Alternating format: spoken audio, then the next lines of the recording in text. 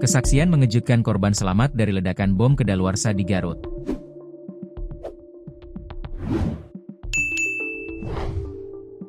Seorang warga asal Cibalong, Garut, yang menjadi korban selamat dari tragedi ledakan di lokasi pemusnahan bahan ledak kedaluarsa, menceritakan detik-detik mencekam.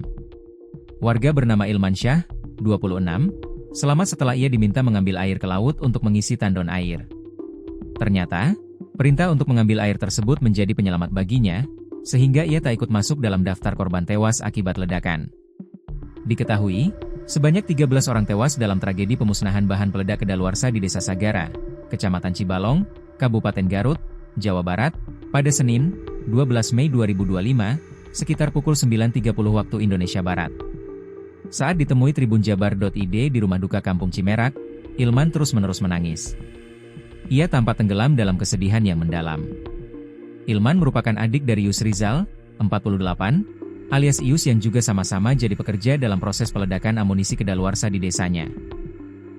Waktu kejadian saya disuruh ambil air ke laut, kakak saya masih terlihat waktu itu, tapi tiba-tiba ada ledakan. Saya berteriak, "Aius di mana? Aius di mana?" ujarnya.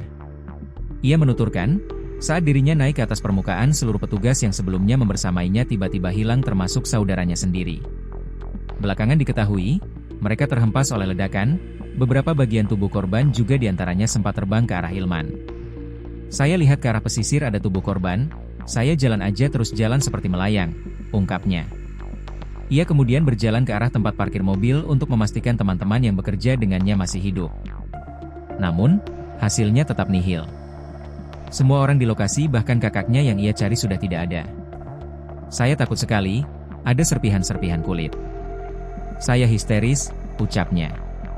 Tak lama kemudian Ilman Syah akhirnya bisa menjauh dari lokasi kejadian dan meminta pertolongan warga. Ia menyebut tugasnya mengambil air untuk mengisi tandon air di lokasi kejadian ternyata menyelamatkannya dari maut. Namun, ia menyebut masih mengalami trauma atas kejadian tragis yang menimpa keluarganya itu. "Trauma iya, masih syok kalau lihat orang sedih," ucapnya. Kepala Dinas Pengendalian Penduduk Keluarga Berencana, Pemberdayaan, Perempuan dan Perlindungan Anak Depopapa Kabupaten Garut, Yayan Waryana mengatakan pihaknya akan mendampingi keluarga korban dalam proses trauma healing. "Kita terjunkan 9 orang, kita akan dampingi untuk proses trauma healing," ujarnya kepada tribunjabar.id.